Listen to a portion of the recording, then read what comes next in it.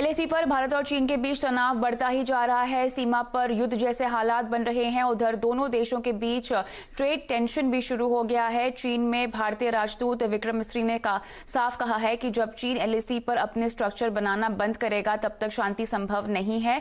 लेकिन चलिए इस पर तमाम अपडेट के साथ हमारे सहयोगी असीम मनचंदा जुड़े हुए हैं। तो असीम, ये बताएं कि तनाव साफ तौर से बढ़ रहा है भारत चीन के बीच, लेकिन अब ट्रेड को लेकर भी टेंशन शुरू हो गया है।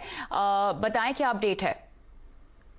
जी, सही कहा आपने। तनाव जो है लगातार बढ़ रहा है। कई ऐसे इलाके हैं जहां पर चीन जो है अपना दावा छोड़ने के लिए तैयार नहीं है, लेकिन भारत जो है इन दावों को कई बार जो है खारिज कर चुका है। और इसके बाद जो डी-एस्केलेशन की प्रोसेस जो है वो शुरू हुई थी, बातचीत का कई दौर जो है वो चल चुका है, लेकिन बातचीत अभी किसी नतीजे पर जो है वो नहीं पहुंची है। इस बीच जो चीन में भारत के राजदूत है विक्रम मिस्री, उन्होंने साफ साफ संकेत शब्दों में कहा कि जब तक चीन जो है अपने स्ट्रक्चर बनाना वहां पर बंद जो है नहीं करेगा, तब तक शांति जो है संभव नहीं है। जो उसके दावे हैं वो सारे गलत है और उस स्ट्रक्चर्स को बनाना बंद करना पड़ेगा। और इस बीच आर्मी की तैनाती जो है वहां पर जो है शुरू हो गई है। मूवमेंट जो है हमको देखने को जो है वो मिल रही है।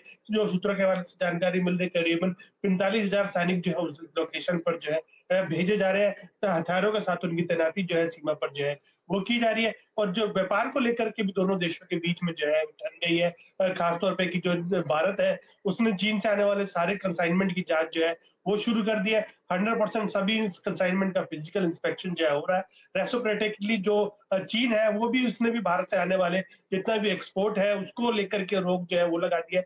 हांगकांग और चीन के कई पोर्ट्स के ऊपर उन सामान को अभी तक जो है पड़ा हुआ है, तो जिससे एक्सपोर्टर जो है वो भी काफी परेशान जो हो रहे हैं। तो आने वाले दिनों में बातचीत का दौर जो हो जारी है, क्योंकि भारत ये चाहता है कि जो बातचीत है वो शांति से जो मसला है वो शांति से बातचीत करके जो है सुलझाया जाए। उसका ऊपर कोशिश जो है वो की जा रही है। अगर ये मामला जो है आगे बढ़ता है तो जिस तरह से युद्ध के हालात बन रहे हैं तो आगे आने दिनों में स्थिति जो है और खराब हो सकती है। बिल्कुल, यहाँ पर देखना होगा अब किस तरह के कदम उठाए जाते हैं। शुक्रिया असीम तमाम डिटेल्स के लिए। दूसरी ओर हांगकांग की स्वायत्तता कम करने से नाराज अमेरिका ने चीन की कम्युनिस्ट पार्टी के पदाधिकारियों के खिलाफ वीज़ा प्रतिबंध लगा दिए हैं। अमेरिका के विदेश मंत्री ने हांगकांग की स्वायत्तता कम करने के लिए जिम्मेदार चीन की कम्युनिस्ट पार्टी सीसीपी पदाधिकारियों को वीज़ा देने से सख्ती की बात कही है। और अमेरिका ने साफ यहाँ पर किया है कि आरोपी अधिकारियों के परिवार वालों को भी वीज़ा प्रतिबंधों का सामना करना पड़ेगा। अमेरिका का मानना है कि चीन ने 1984 के ब्रिटेन के साथ हुए समझौते का उल्लंघन करते हुए हांगकांग की स्वायत्तता को कम किया है। अगले हफ्ते से अनलॉक 2 की गाइडलाइंस जारी हो सकती हैं। सूत्रों के मुताबिक अनलॉक 2 में मजदूरों को फैक्ट्रियों तक पहुंचाने, स्पेशल ट्रेन्स की संख्या बढ़ाने और 15 जुलाई के बाद इंटरनेशनल फ्लाइट्स को लेकर भी सहमति बन सकती है। लेकिन पूरा अपडेट लेते हैं हमारे सहयोगी लक्ष्मण रॉय से। तो लक्ष्मण, यहाँ पे अनलॉक 2 की गाइडलाइंस में क्या कुछ रह सकता है? देखिए, अनलॉक 2 की गाइडलाइंस जो तैयार की जा रही है, जो गृह मंत्रालय तैयार कर रहा है, इस पर काफ़ी चर्चा हो भी चुकी है प्रधानमंत्री कार्यालय और स्वास्थ्य मंत्रालय से। तो मुझे लगता है धीरे धीरे सामान्य स्थिति की तरफ बढ़ा जाए। अनलॉक 2 उसकी तरफ एक बड़ा कदम होगा। सामान्य स्थिति की तरफ बढ़ा भी जाए और आर्थिक गतिविधि को और ज़्यादा प्रगति पर लाया जाए। इसके लिए मुख्य फोकस ये रहने वाला अनलॉक 2 में कि कैसे इकोनॉमिक एक्टिविटी को हम ज़्यादा से ज़्यादा शुरू करें, खासतौर से इंडस्ट्रियल यूनिट में जहाँ पे अभी कामगारों की दिक्कत है, श्रमिक वापस जा चुके हैं अपने गांव, तो उनको कैसे वहां से लाया जाए, इस पर जोर होगा। तो जो श्रमिक स्पेशल ट्रेन है उसकी संख्या बढ़ाई जा सकती है। साथ ही साथ कंपनियों के लिए जो शर्तें हैं उसमें थोड़ी सी ढील दी जा सकती है। और इसके अलावा दूसरा जो महत्वपूर्ण पहलू होगा वो है इंटरनेशनल फ्लाइट को लेकर के। तो विमानन मंत्रालय इस बात की कोशिश कर रहा है कि 15 जुलाई के बाद सीमित मात्रा में चुनिंदा देशों के लिए इंटरनेशनल फ्लाइट शुरू की जाए। हालांकि ये काफी हद तक इस बात पर निर्भर करेगा कि दूसरा देश कितना ज्यादा इस पर सहमत होता है।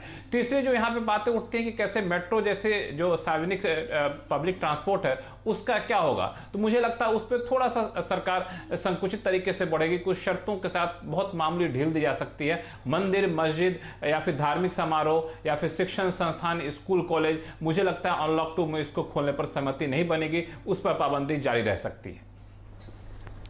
शुक्रिया लक्ष्मण तमाम अपडेट के लिए। आगे बढ़ते हैं। अनलॉक 2 की तैयारियों के बीच देश में कोरोना मरीजों की संख्या 5 लाख के पार पहुंच गई है। बीते 24 घंटों की बात करें तो 18,000 से ज्यादा कोरोना पॉजिटिव केसेस सामने आए हैं। कोरोना से जुड़ी हर अपडेट के लिए हमारे साथ आलोक प्रियदर्शी हमारे सहयोगी जुड़ गए हैं। तो आलोक, 5 लाख के पार जो है आंकड़ा जा चुका है कोरोना पॉजिटिव मरीजों का, लेकिन रिकवरी रेट के मोर्चे पर राहत की खबर आती हुई दिखाई दे रही है। तमाम अपडेट क्या है आपके पास? बिल्कुल, देखिए जो पिछले 24 घंटे में कोरोना के नए मरीज आए हैं, करीब 18,500 आए हैं और इसी के साथ 5 लाख से ज्यादा कोरोना मरीज की संख्या देश में हो गई है और दुनिया में देश चौथे नंबर पे पहुंच गया है कोरोना मरीज के लिहाज से। लेकिन राहत की बात यह है कि जो रिकवरी रेट है वो भी काफी इंप्रूव किया है। करीब 58% से ज्यादा रिकवरी रेट है, यानी कि अभी जितने भी मरीज हैं उसमें से 58% से ज्यादा ठीक हो चुके हैं। तो कुल मिलाकर 3 लाख के करीब मरीज ठीक होकर घर भी जा चुके हैं। इसके अलावा जो सबसे बड़ी बात है कि जो टेस्टिंग है, टेस्टिंग पर ज्यादा जोर दिया जा रहा है।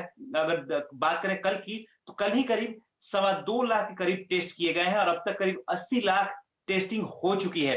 तो ये पूरे कह सकते हैं कि देश का हाल है। और जो इसमें जो राज्य हैं उसमें महाराष्ट्र, दिल्ली, गुजरात, तमिलनाडु जैसे राज्य हैं, ये काफी टॉप पे चल रहे हैं। महाराष्ट्र में करीब 1.5 लाख से ज्यादा पेशेंट हैं, दिल्ली में 77,000 से ज्यादा हैं। इसी तरह से गुजरात और तमिलनाडु में भी पेशेंट की संख्या बढ़ती जा रही है। तो ये एक काफी चिंता की बात है कि साथ ही राहत की बात है कि रिकवरी रेट बढ़ रहा है। इसके अलावा आलोक ये बताएं कि दिल्ली में खासतौर से कोरोना टेस्टिंग की जो स्पीड है उसमें काफी तेजी आई है, टेस्टिंग और ट्रेसिंग में। बताएं क्या डिटेल्स है? बिल्कुल, देखिए दिल्ली सरकार के सामने इस वक्त बड़ी चुनौती है क्योंकि कोरोना के मरीजों की तादाद यहाँ भी काफी तेजी से बढ़ रही है। करीब 77,000 से ज्यादा मरीज दिल्ली में कोरोना के हो गए हैं। तो इसलिए सरकार ने अब एक नए सिरे से जो सीरोलॉजिकल टेस्ट सर्वे की शुरुआत की है और आज से ये सर्वे शुरू हो गया है। जो राज्य के 11 जिलों में ये सर्वे हो रहा है और ये जो सर्वे है ये 10 जुलाई तक चलेगा। तो इस सर्वे के दौरान जितने भी उम्र के, मतलब बच्चे, बूढ़े, बुजुर्ग जितने भी हैं, उन लोगों को करीब 20,000 लोगों का ब्लड सैंपल चेक किया जाएगा और उस सर्वे के आधार पर ही आगे की रणनीति दिल्ली सरकार की क्या होगी वो तय किया जाएगा। इसी बीच दिल्ली सरकार ने कहा है कि कल हमने करीब 21,000 टेस्टिंग किए हैं, 6 लाख नए किट खरीदे गए हैं और साथ ही साथ रैपिड टेस्टिंग और आइसोलेशन पर हमारा जोर रहेगा ताकि इस महामारी से निपट सके। तो कुल मिलाकर दिल्ली सरकार की तरफ से ये कवायद चल रही है कि आखिरकार किस तरह से जो बढ़ती हुई तादाद है उसको रोका जाए और उसमें जो सीरोलॉजिकल सर्वे की बात की जा रही है वो बड़े पैमाने पर आज से शुरू हो गई है। बिल्कुल, शुक्रिया आलोक तमाम अपडेट के लिए। आगे बढ़ते हैं। कांग्रेस के पूर्व अध्यक्ष राहुल गांधी ने अब कोरोना के बढ़ते मामलों को लेकर प्रधानमंत्री मोदी पर निशाना साधा है। उन्होंने कहा कि केंद्र सरकार के पास कोरोना से निपटने के लिए कोई योजना नहीं है और राहुल ने ट्वीट किया कि कोरोना वायरस देश के नए हिस्सों में तेजी से फैल रहा है। भारत सरकार के पास इससे निपटने का कोई प्लान नहीं है। प्रधानमंत्री खामोश है। उन्होंने महामारी के सामने सरेंडर कर दिया है और इससे निपटने से इनकार कर दिया है। कोऑपरेटिव बैंक के ग्राहकों को भी 5 लाख का इंश्योरेंस कवर मिलेगा, जिससे घोटाला या बैंक डूबने की स्थिति में उनका पैसा सुरक्षित रहेगा। सभी कोऑपरेटिव बैंक अब आरबीआई की निगरानी में काम करेंगे। राष्ट्रपति ने बैंकिंग रेगुलेशन अध्यादेश को यहां मंजूरी दे दी है, लेकिन पूरा मामला समझते हैं हमारे बैंकिंग एडिटर प्रदीप पंड्या से। प्रदीप, कोऑपरेटिव बैंक के ग्राहकों के लिए तो ये बहुत बड़ी राहत की खबर है, बताएं। जी हाँ, तो इसकी बात फरवरी के बजट में की गई थी, जिसके बाद सारे जो शेड्यूल्ड बैंक्स हैं उनमें इंश्योरेंस का कवर बढ़ गया था 5 लाख तक। अब ये अच्छी बात है कि इस ऑर्डिनेंस के बाद यही सुविधा कोऑपरेटिव बैंक के ग्राहकों को भी मिल पाएगी और 5 लाख तक के कवर की जो बात है वो जरूरी था, क्योंकि पहले जो हमने 1 लाख का अमाउंट रखा था वो बहुत सालों पुराना था और अब 5 लाख का कवर होने के बाद ज्यादातर रिटेल डिपॉजिटर्स इसके दायरे में आ जाएंगे। हालांकि एग्जैक्ट डेटा मेरे पास नहीं है, लेकिन एक एनालिस्ट से मैंने जो राय ली उन्होंने कहा कि आप मान सकते हैं कि शायद 98 से 99% ग्राहक बड़े आराम से इसके कवर में आ जाएंगे। तो ये बहुत ही अच्छी बात है। लेकिन इस ऑर्डिनेंस में केवल इतना ही नहीं है। देखिए, 70 साल पुराना ये कोऑपरेटिव कानून था जिसमें बदलाव किया गया है और ये ऐतिहासिक है आजाद भारत के इतिहास में, क्योंकि कोऑपरेटिव बैंक्स में डुअल रेगुलेशन चलता था, रजिस्ट्रार ऑफ कंपनीज जो राज्य सरकार के अधीन आते हैं और आरबीआई के बीच। लेकिन अब सीधे तौर पे आरबीआई को पावर दे दी गई है तो वो किसी भी बोर्ड को सुपरसीड कर सकते हैं अगर पीएमसी जैसे मामले हो, इस तरह के अगर मामले हो। तो इसके बाद अब कोऑपरेटिव बैंक्स उतने ही सुरक्षित हो जाएंगे जितने की शेड्यूल्ड बैंक होते हैं, क्योंकि आरबीआई की निगरानी में बैंक्स के ऊपर बहुत ही सख्त नियम लागू किए जाते हैं। एक और अच्छी बात यह है कि इस मामले में ये जो आरबीआई के पास स्पेशल पावर दिए गए हैं, उसके साथ साथ बैंकों को भी काफी सारी रियायत दी गई है। और तो फंड रेजिंग खास तौर पे, चाहे वो बॉन्ड के जरिए हो या इक्विटी के जरिए हो, बैंक अब ज्यादा उठा पाएंगे। तो कोऑपरेटिव बैंक्स की ग्रोथ अच्छी होगी आगे आने वाले दिनों में। ऑर्डिनेंस का मकसद कोऑपरेटिव बैंक्स को कंट्रोल में लेकर के उनको उनकी ग्रोथ को अटकाना नहीं है, बल्कि उनके लिए ज्यादा बेहतर फैसिलिटीज पैदा करना है, क्योंकि आरबीआई के रेगुलेशन के आने के बाद लोग इस पे विश्वास करेंगे, इनको इक्विटी और बॉन्ड के तौर पे आराम से पैसा मिलेगा। एक बात यहाँ पर जरूर ध्यान में रखने वाली है कि कुछ एग्रीकल्चरल कोऑपरेटिव सोसाइटीज चलती हैं।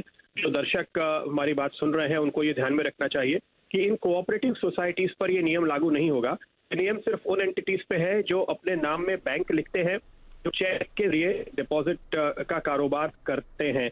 तो ये आपको जरूर ध्यान में रखना चाहिए कि सिर्फ इन्हीं मामलों में अब आरबीआई का कंट्रोल चलेगा और वहां पर आप सुरक्षित महसूस करें, आप अपने पैसे रख सकते हैं। 5 लाख रुपए तक तो आपको इंश्योरेंस है, लेकिन उसके बियॉन्ड भी आपके पैसे सुरक्षित रहे, क्योंकि अब आरबीआई पीछे खड़ा है। शुक्रिया प्रदीप तमाम अपडेट के लिए।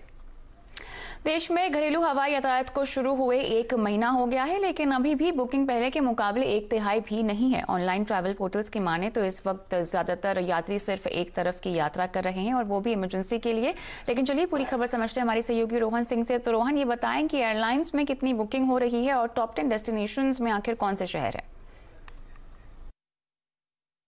जी 3-4 काफी रोचक बातें निकल के आई हैं क्लियर ट्रिप के इस डाटा में। सबसे पहले तो जो ट्रैवल करने वाले लोग हैं वे सबसे ज्यादा 90% से ज्यादा लोग सिर्फ 1 वे बुकिंग करा रहे हैं, यानी कि उनके वापस आने का उनका कोई इंटेंशन नहीं है। बिजनेस ट्रैवल एक तरह से हम कह सकते हैं बिल्कुल पूरी तरह से नहीं हो रहा है, ना ही किसी तरह का लीजर ट्रैवल हो रहा है। सिर्फ वही लोग जा रहे हैं जो कि जरूरत में है या कहीं फंसे हुए हैं, जिन्हें वापस आने की कोई जरूरत नहीं है या नहीं आना चाहते हैं फिलहाल, वैसे ही लोग आ रहे हैं। दूसरी महत्वपूर्ण चीज, लोग इमरजेंसी में काफी ज्यादा बुकिंग करा रहे हैं। 80% से ज्यादा लोग अगले 14 दिनों के लिए बुकिंग करा रहे हैं, यानी कि पहले की तरह जो लंबी प्लानिंग होती थी 3 महीने, 4 महीने, 6 महीने की प्लानिंग, उस तरह की कोई बुकिंग इस वक्त नहीं दिख रही है।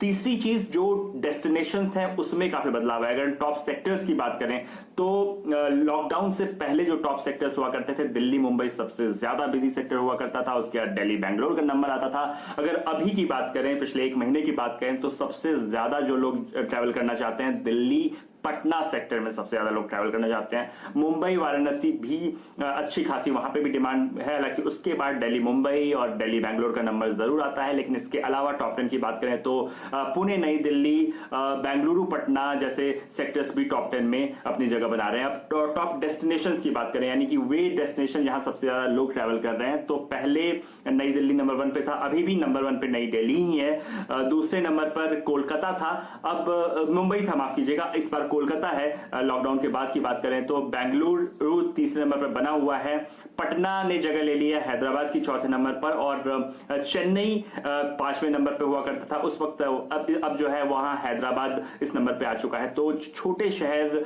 टियर 2 टियर 3 जो शहर है वहां लोग जाना चाहते हैं, और इसलिए ये जो ट्रेंड है ये इसमें रिफ्लेक्ट हो रहा है। बिल्कुल, शुक्रिया रोहन तमाम डिटेल्स के लिए।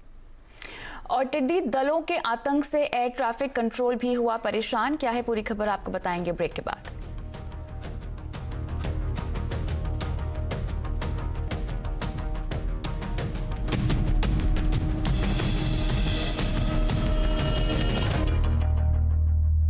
मुस्कुराओ तुम जरा, मैं संभाल लूंगा जरूरतों को तेरी, आगे मैं रखूंगा, आगे आगे मैं रखूंगा, आगे मैं रखूंगा, आगे आगे। जो दूसरों को हमेशा आगे रखते हैं, उनके लिए एक बैंक जो उन्हें आगे रखता है। पेश है IDFC फर्स्ट बैंक, जो आपको देता है सेविंग्स अकाउंट पर 7% तक का interest. IDFC first bank, always you first. Major Montu, हमें जल्दी ही बाहर जाना है और दुश्मन बाहर है। क्या वो दिख रहा है? No sir. एग्जैक्टली, क्योंकि दुश्मन इनविजिबल है और इसके लिए बढ़ाना पड़ेगा हमारा एम्यूनिशन। असली एम्यूनिशन है अमूल दूध। हाँ, हम जल्दी बाहर जाएंगे, इसीलिए हमें हर दिन तैयारी करनी पड़ेगी दूध पीकर। इससे बढ़ेगी इम्यूनिटी की पावर व्हेन वी गो बाहर। अमूल दूध पीता है इंडिया। जिंदगी के हर मोड़ पर अलग अलग जरूरतें होती हैं, इसलिए वक्त के साथ बदलती इन जरूरतों के लिए म्यूचुअल फंड्स में निवेश है जरूरी। म्यूचुअल फंड से आप अपनी लाइफ के हर फाइनेंशियल गोल को कैसे पूरा करें, इसमें हम देंगे आपका साथ और देंगे म्यूचुअल फंड से जुड़े हर सवाल का जवाब। देखिए फायदेमंद फंड्स इन वक्त पर सिर्फ CNBC आवाज पर। Is India really prepared? India is thoroughly prepared to handle any situation that might emerge. The travel restrictions that we put in place yesterday are till 15th April. Don't leave everything to the government. Government will do what it can. Malls, pubs, theatres all shut. Are we overreacting? Social distancing is the only option we have to protect ourselves. And we as the world need to work together. India's overcrowded health system may succumb if outbreak gets bigger. We have a fairly good national plan. I do think that India should be able to tackle this. We go where the news is. News Epicenter at these times on CNN News 18. आखिरी सौदा में आपका स्वागत है। Market के आखिरी 1.5 घंटे कीजिए अपनी कमाई के नाम, बनाए दमदार स्ट्रैटेजी मार्केट के जाने माने चेहरों के साथ। जानिए किन स्टॉक्स में हो रहा है ब्रेकआउट। 75,000 शेयर ट्रेड हो चुके हैं और यहाँ पर आपको एक बेहतरीन ब्रेकआउट नजर आता हुआ। और कौन से स्टॉक्स बनाएंगे आपको मालामाल। रिकवरी का मूड मेटल स्टॉक्स में देखने को मिल रहा है, तो इस पे खास तौर पर नजर रखिए। देखिए आखिरी सौदा सिर्फ CNBC आवाज पर। के प्रायोजक है Fortune refined soybean oil, India's number 1 edible oil, और Amul the taste of India.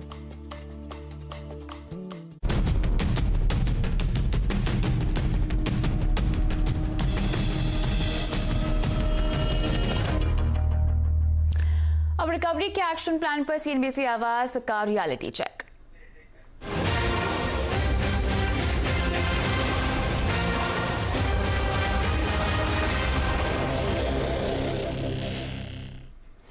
Home decor और फर्निशिंग से जुड़े MSME एक्सपोर्टर्स के लिए उम्मीद की किरण नजर आने लगी है। हालांकि कोरोना की वजह से मार्च से एक्सपोर्ट ऑर्डर में करीब 40 से 60% गिरावट दर्ज की गई थी, लेकिन अब एक बार फिर से ऑर्डर्स मिलने शुरू हो गए हैं। अनलॉक 1 में मर्केंडाइज एक्सपोर्टर्स के क्या हालात हैं, इस पर देखिए आलोक प्रियदर्शी की ये खास रिपोर्ट।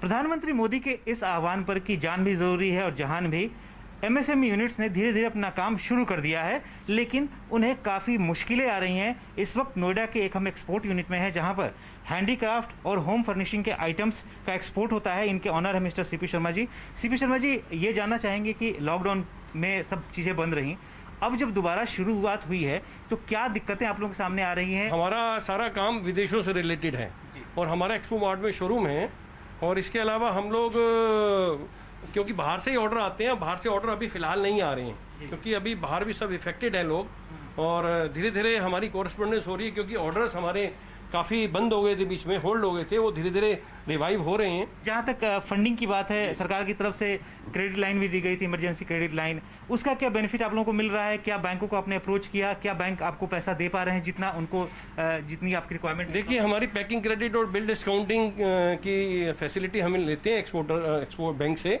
वो हमारी 20% बढ़ रही है। धन्यवाद है मोदी जी का, सरकार ने काफ़ी कुछ एक्सपोर्टरों के लिए किया है। पहले भी सरकार एक्सपोर्टर्स के लिए पॉजिटिव थी, लेकिन जो अभी डोमेस्टिक समस्याएं अभी हमारी बहुत हैं, जैसे लेबर नहीं है, स्टाफ नहीं है, लोग आ नहीं रहे हैं, 10% लोगों के साथ अभी हम काम कर पा रहे हैं। और सबसे ज़्यादा समस्या है हमें कि कुछ इनकम टैक्स में हमें पहले फ्री 3 साल का जो पीरियड था उसमें हमें कुछ कंसेशन थी, वो कंसेशन मिलनी चाहिए अभी। और बिजली के बिल कम से कम 3 महीने के माफ़ हो जाएं, जो फिक्स चार्जेस हैं, लोड चार्जेस जिससे बोलते हैं। लोड चार्जेस में बिजली विभाग का कोई घाटा नहीं है, यूनिट चार्ज तो हम देते ही हैं, लोड चार्ज हमें 3 महीने का फिक्स देना पड़ रहा है। Glass and metal based Indian handicraft items और होम फर्निशिंग की दुनिया भर में भारी मांग है, लेकिन कोरोना संकट के चलते मर्केंडाइज एक्सपोर्ट के करीब 40 से 60% तक ऑर्डर कैंसिल हो चुके हैं। पिछले साल के मुकाबले अप्रैल महीने में ओवरऑल एक्सपोर्ट में करीब 60% की गिरावट दर्ज हुई है। वहीं मई के महीने में 36% एक्सपोर्ट गिर गया है। इसका असर न सिर्फ पूरे सेक्टर पर पड़ा है, बल्कि इस सेक्टर से जुड़े देश के दूर दराज के इलाकों में बसे कारीगरों पर भी हुआ है। जो समस्याएं अभी एक्सपोर्टर फेस कर रहे हैं उसमें से सबसे पहली समस्या है अवेलेबिलिटी ऑफ लेबर की अवेलेबिलिटी इम्प्रूव तो ज़रूर हुई है, लेकिन अभी भी 70 to 80% के आसपास ही है। आत्मनिर्भर भारत पैकेज के तहत सरकार ने 2 ऐलान किए हैं। उसका फायदा एक्सपोर्टर्स को मिल रहा है। एक्सपोर्टर्स का कहना है कि हमें चीन से मुकाबला करना है, लेकिन चीन की सरकार न सिर्फ WTO के नियमों का खुलेआम उल्लंघन करती है, बल्कि चोरी छिपे अपने मैन्युफैक्चरर्स को भारी सब्सिडी भी देती है, जिससे वो बड़ी तादाद में डंपिंग करते हैं। ऐसे में सरकार हमारा साथ दे तो हम चीन को भी पछाड़ सकते हैं। जो छोटी मोटी चीज़ें हैं, अगर इन चीज़ों पर सरकार ध्यान दे तो ज़्यादा उनके लिए बेनिफिशियल होगा, उनके लिए काम धंधा करना ज़्यादा आसान होगा। और रही बात आत्मनिर्भर भारत बनने की और चाइना से मुकाबला करने की, तो वो सब कुछ हो सकता है, बशर्ते जो सरकार की तरफ से जो नीतियां हैं, जो पैकेजेज अनाउंसमेंट हैं, वो सिर्फ अनाउंसमेंट ही बनकर ना रह जाए, वो ज़मीन पर भी उतरें और लोगों को जो फाइनेंशियल असिस्टेंस की बात की जा रही है, जो जिस तरह की भी राहत की बात की जा रही है, वो उनके पास पहुँचे। तभी जाकर ये तमाम चीज़ें जो इंडस्ट्री और MSME यूनिट को एक तरह से बहुत बड़ी राहत मिल सकती है, जब दोबारा अनलॉक 1 में दोबारा से काम शुरू हो रहा है। तो ये तमाम चीज़ें इंडस्ट्री का इस वक्त डिमांड है। कैमरामैन हृदय पात्रा के साथ आलोक प्रियदर्शी, CNBC आवाज़, नोएडा। अब घर बैठे ही आप अपने सपनों के घर की तलाश पूरी कर सकते हैं। कंप्यूटर, मोबाइल और ड्रोन के जरिए आप तक प्रोजेक्ट की लाइव तस्वीरें लोकेशन बिल्डर्स शेयर कर रहे हैं। इसमें कोरोना संक्रमण का डर खत्म होने के साथ साथ घर खोजने की सिरदर्द से भी छुटकारा मिल रहा है। देखिए ये खास रिपोर्ट। कहते हैं कि मुसीबत में नए इनोवेशन होते हैं। ऐसा ही कुछ किया है रियल एस्टेट कंपनियों ने। दरअसल कोरोना के डर से लोग घर खरीदने के लिए लोकेशन पे जाने से बच रहे हैं, तो अब कंपनियों ने लोकेशन और प्रोजेक्ट उनके घर तक पहुंचा दिए हैं। कंप्यूटर, मोबाइल और ड्रोन के प्रोजेक्ट की लाइव लोकेशन, तस्वीरें और दूसरी जानकारियां साझा की जा रही है। मतलब प्रॉपर्टी बेचने का डिजिटल अवतार। वेबिनार और डिजिट टूर के साथ स्पेशल डिस्काउंट भी ऑफर किए जा रहे हैं। ड्रोन शूट ने काफ़ी सारा प्रोजेक्ट के बारे में काफ़ी सारा व्यूअर्स को दिखाया कि क्या हो रहा है साइट पे कंस्ट्रक्शन हो रहा है कि नहीं, एक्सेस रोड कैसा होता है, एमिनिटीज़ क्या बन रहा है प्रोजेक्ट में, आसपास में क्या है लिविंग के लिए, आसपास में क्या स्कूल्स हैं, आसपास में किस और डेवलपर प्रोजेक्ट बना रहा है, how is the liveability of that place, how is the access road. PropTiger, हाउसिंग.com और मकान.com जैसी ब्रोकरेज एजेंसियों का दावा है कि अप्रैल से मई के दौरान करीब 25,000 ग्राहकों को वर्चुअल विजिट कराया। ड्रोन से प्रॉपर्टी की 360 डिग्री व्यू दिखाई जाती है। इसके साथ ही लॉबी, एंट्री और एग्जिट गेट, अंदर के कमरे, बाथरूम, किचन की बारीकी भी आप देख सकते हैं। फिर भी कोई सवाल रह जाए तो आपके लिए स्पेशल वेबिनार भी कराया जा रहा है। इसका नतीजा अच्छा भी आया है। कई लोगों ने फ्लैट बुक भी कर लिए हैं। We have had tremendous participation। किसी वेबिनार में 1000 के ऊपर बायर्स ने पार्टिसिपेट किया है and we have done very good sales on webinars. So हमने फॉर एग्जांपल अक्षय तृतीया में 2 वेबिनार किया था और वेबिनार का 1 घंटे के बाद 20 बुकिंग हो गया था। पहले से ही मंदी झेल रहे रियल एस्टेट सेक्टर के लिए हाई-फाई टेक्नोलॉजी कंपनियों के साथ साथ घर खरीदारों की दिक्कतें दूर करने में मददगार है। सपनों का आशियाना खरीदने के लिए न जाने कितने लोकेशंस का चक्कर लगाना पड़ता है और साथ में गर्मी, धूल धक्कड़, पेट्रोल खर्चा और वीकेंड भी बर्बाद। लेकिन अब ड्रोन और दूसरे टेक्नोलॉजी के इस्तेमाल से न सिर्फ ग्राहक बल्कि ब्रोकरेज फर्म्स और रियल एस्टेट कंपनियां मैन पावर और खर्चा काफ़ी हद तक बचा रही हैं। अब इसे कोरोना काल में ब्लेसिंग इन डिस्गाइज कहें या फिर कुछ और, लेकिन इंडस्ट्री एक्सपर्ट्स के मुताबिक ये ट्रेंड आने वाले दिनों में भी कायम रहेगा। आलोक प्रियदर्शी, CNBC आवाज़, दिल्ली। आगे बढ़ते हैं। टिड्डियों के 10 किलोमीटर लंबे दल ने ATC की मुश्किलें बढ़ा दी हैं। टिड्डियों के बढ़ते आतंक को देखकर ATC यानी एयर ट्रैफिक कंट्रोल ने निगरानी के लिए एक टीम बना दी है। साथ ही पायलट्स को टिड्डियों से बचने के निर्देश भी यहां पर दिए गए हैं।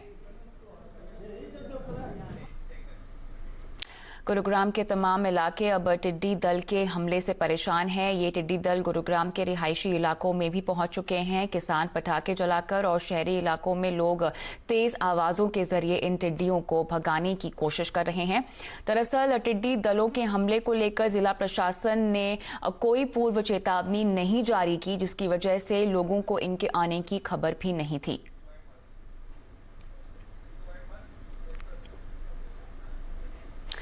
इधर हरियाणा से होता हुआ टिड्डी दल दिल्ली भी पहुंच गया है। द्वारका के आसमान पर ये टिड्डियां मंडरा रही हैं और दिल्ली में टिड्डियों के हमले की आहट 2-3 दिन से महसूस की जा रही थी, क्योंकि टिड्डियों के दल ने हरियाणा के झज्जर में कोहराम मचा रखा था।